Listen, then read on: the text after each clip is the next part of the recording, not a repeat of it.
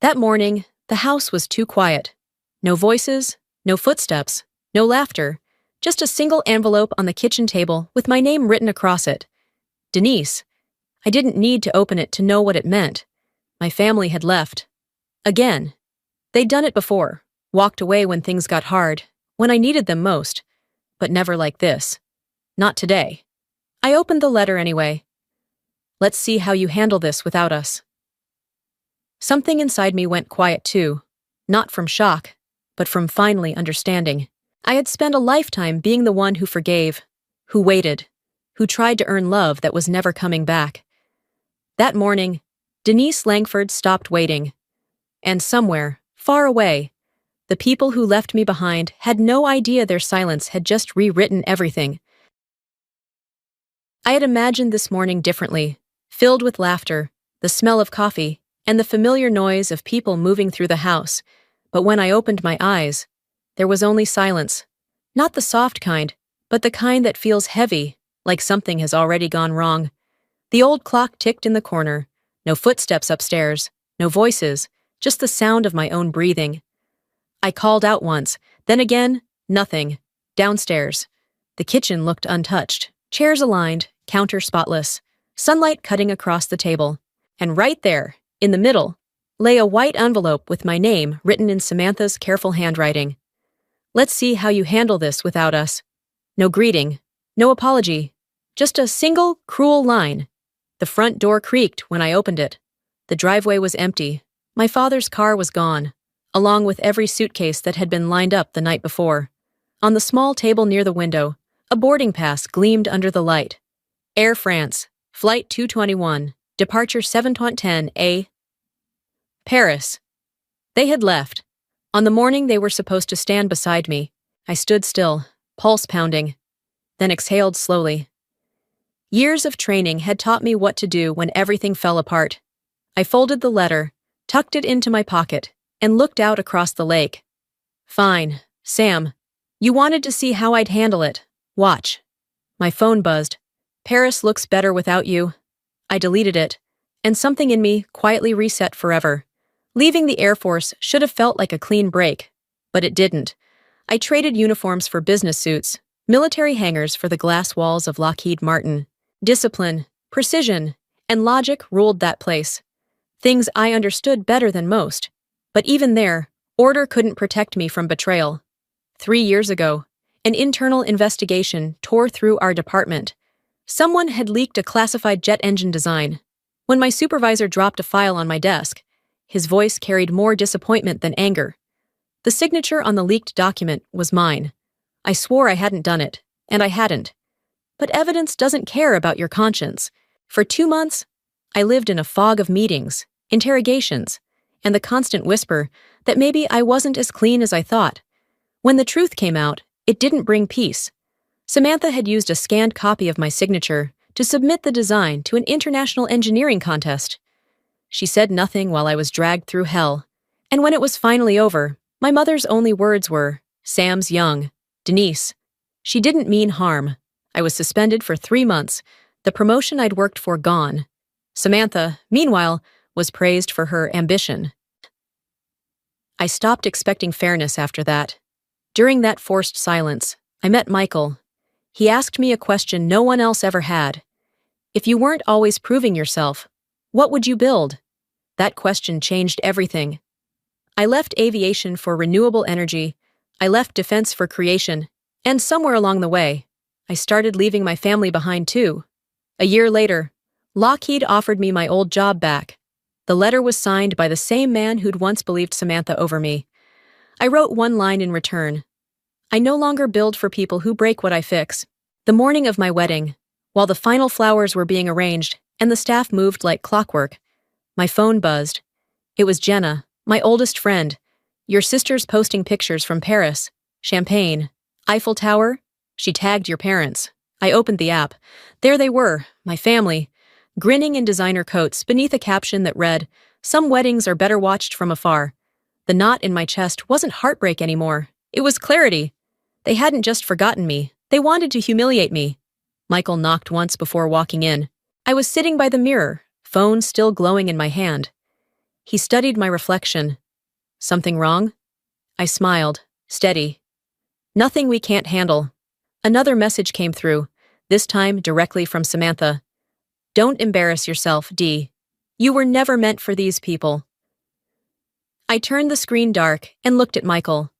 The same man she'd once called a basic engineer with no ambition. She had no idea who she was talking about. Within hours, his name would appear on live television as the CEO of Holden Renewables. He'd never told me. Not to test me, but to protect me. If people love you for your title, he once said, they'll leave the moment you lose it. I'd laughed then, telling him, good thing we both build things that last. That morning, I tightened the waist of my wedding dress and stood tall. My hands didn't shake. I wasn't thinking about revenge, just balance. Samantha had started something long ago, and she thought she'd finished it. She couldn't have been more wrong. By 8 that morning, the mist still clung to the lake, a thin veil over the calm surface. The garden by Champlain had been transformed overnight, rows of lavender lining each aisle, their scent steadying my breath as I stood waiting behind the trellis. The music had already begun, soft and slow, floating through the air like a promise I wasn't sure anyone would keep. Guests began to arrive, their voices low and uncertain. I caught fragments of whispers cutting through the melody. Her family didn't even bother? No parents? Not even a bridesmaid from her side? Each word was a chill against my spine, but I straightened, lifting my shoulders, refusing to flinch. I had been trained to hold ground in worse moments than this. Then Margaret Holden appeared at my side. Her gray-blue shawl moved with the wind, silver hair pinned neatly at her neck. She reached for my hand, warm and sure. Then we'll stand as your family today. 6 words, quiet but solid as stone. I met her eyes and saw in them the same kind of loss that had shaped me, the pain of someone who'd once stood alone, too. She had buried a daughter in Afghanistan. Somehow, that shared silence between us said more than comfort ever could. I turned toward the aisle, fingers brushing the edge of my veil. Michael's voice was low behind me, close enough for me to feel his breath. There's one thing you should know. They're filming. I glanced back. He smiled gently. That calm, grounded kind of smile that never seemed shaken by anything. Our environmental partners asked to broadcast the wedding. It'll air on Vermont today. For a heartbeat. The world tilted. My pulse jumped, not from fear, but from the awareness of who might be watching from another continent. I nodded once, steadying myself. When the first notes of the wedding march began, I stepped forward. No arm to guide me, no family waiting at the end of the path, only Michael, standing before the lake, framed by morning light, looking at me as though nothing else existed. A child somewhere in the audience whispered, "Where's her mom?" The words grazed my heart like a dull blade. I didn't slow. My heels pressed through the lavender petals scattered along the aisle, releasing their scent beneath each step. One petal cracked softly underfoot, like the sound of a door closing behind me forever. The sky above the lake was a clear, impossible blue. Sunlight flickering across the water like 1,000 shards of glass.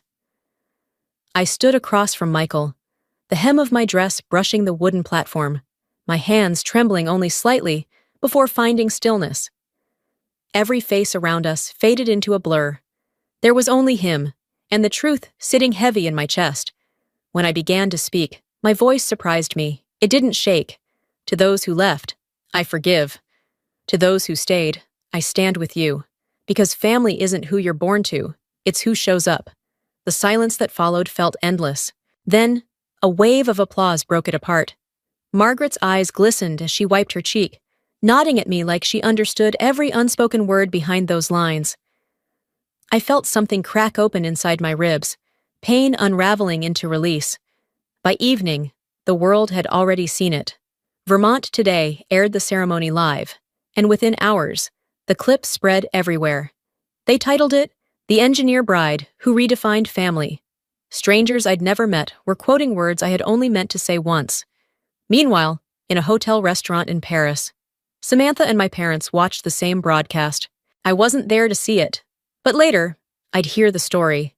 The anchor's voice carried across the screen. Local engineer marries renewable energy tycoon Michael Holden today in Vermont. Samantha froze. the stem of her wineglass slipping from her fingers. My mother's face drained of color. My father muttered something I'd long stopped waiting to hear. Then came the sound of shattering glass, red wine spilling across Samantha's white dress, spreading like blood. She shouted that I had planned it, that I had humiliated them. But the truth was, I hadn't planned anything. They had written this ending themselves. A waiter, an American student working abroad, recorded the scene on his phone and uploaded it with a caption. The family who left the bride for Paris found out she married a millionaire. The video went viral. Two worlds collided online. My calm vows against her outburst, grace against bitterness. Later, as Michael and I swayed under the soft glow of the reception lights, my phone kept lighting up in my hand. Dozens of messages I didn't read. I knew one of them was hers. The screen flashed once before I locked it away.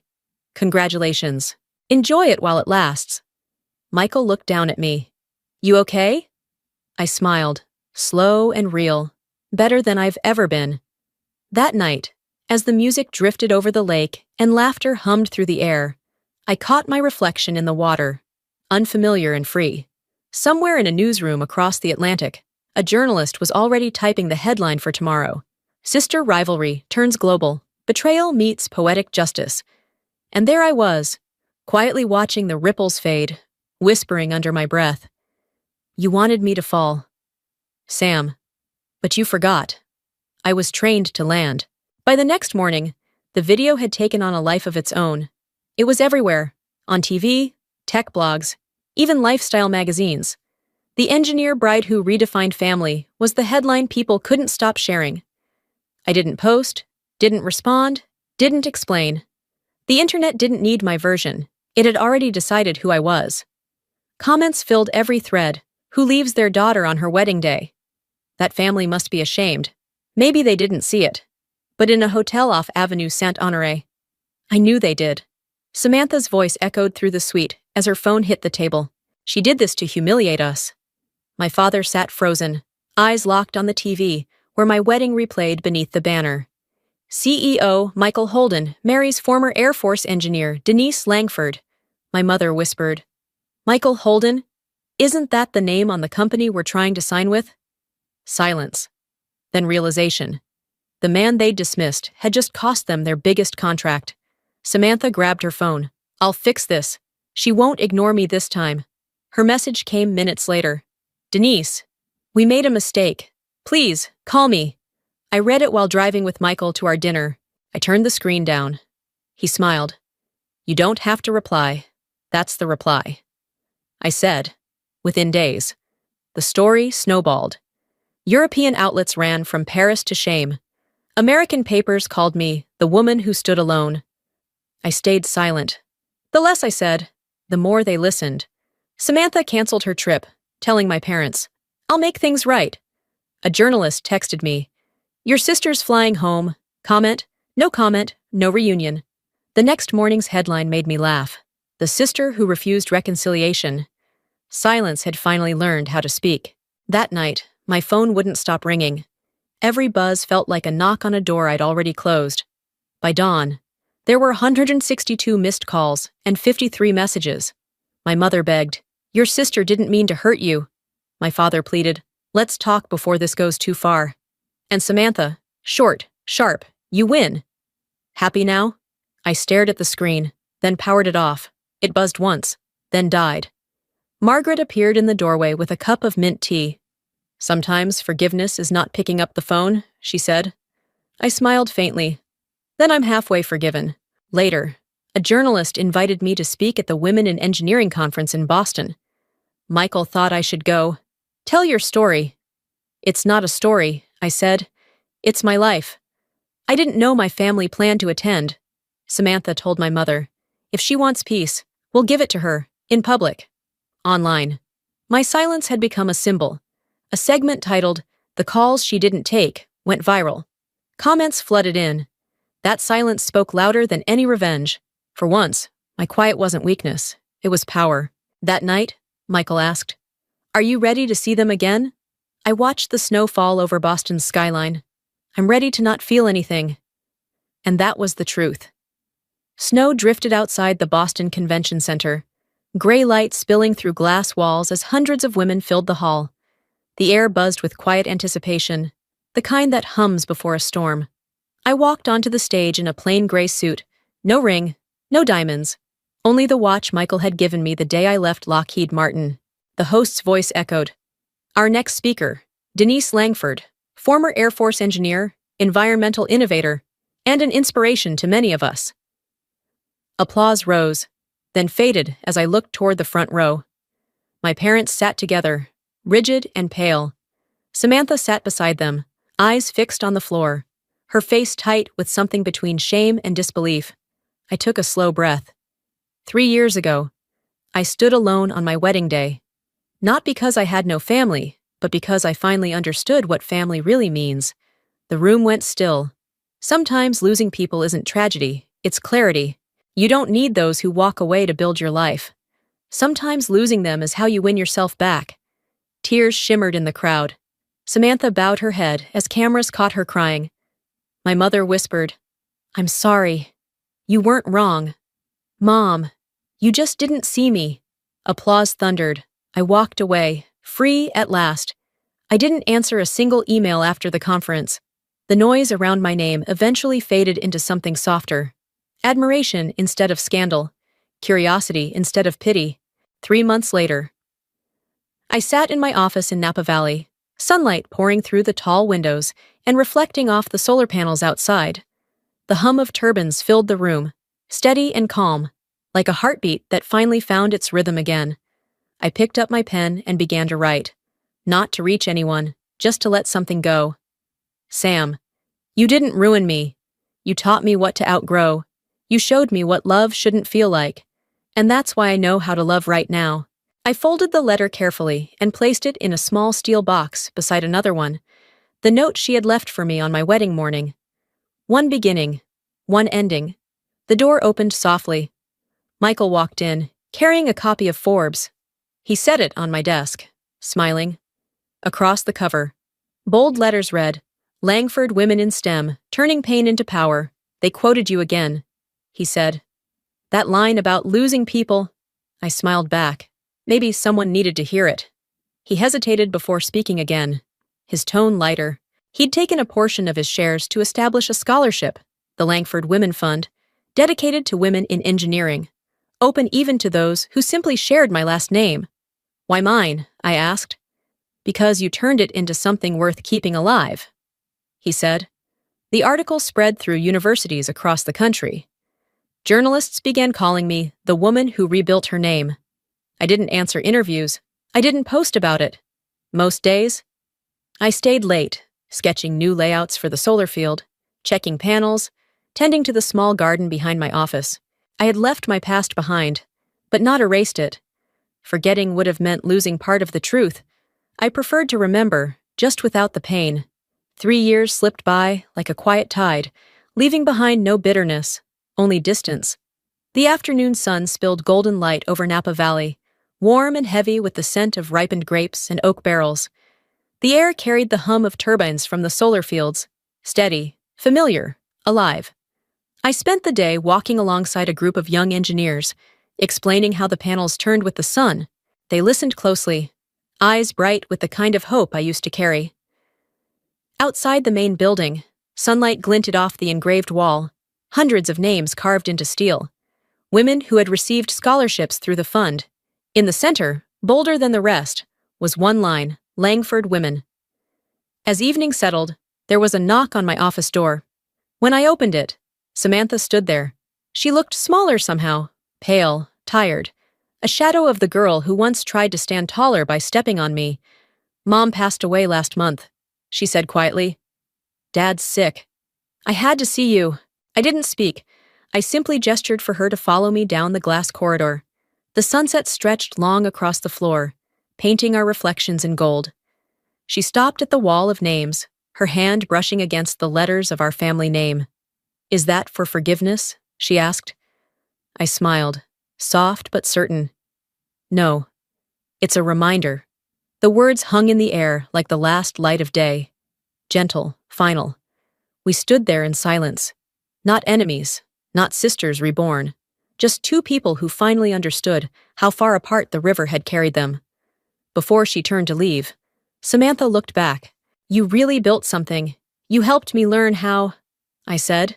Her laugh was small, cracked, but real. Then she walked away. When the door clicked shut, Margaret appeared behind me, her hand warm on my shoulder. "Do you feel lighter?" I looked toward the fading light. "No, just finished." That night, Michael and I sat on the porch, a bottle of white wine between us. The hills glowed faintly, the panels catching the last shimmer of sun. He asked if I ever missed them. I watched the light fade, smiled. I don't miss people. I miss who I thought they were. The wind moved through the vines, quiet and kind. Revenge wasn't silence anymore. It was creation. I had built what they tried to break. The horizon dimmed, brushing a last stroke of gold across my hair, before the valley fell into peace.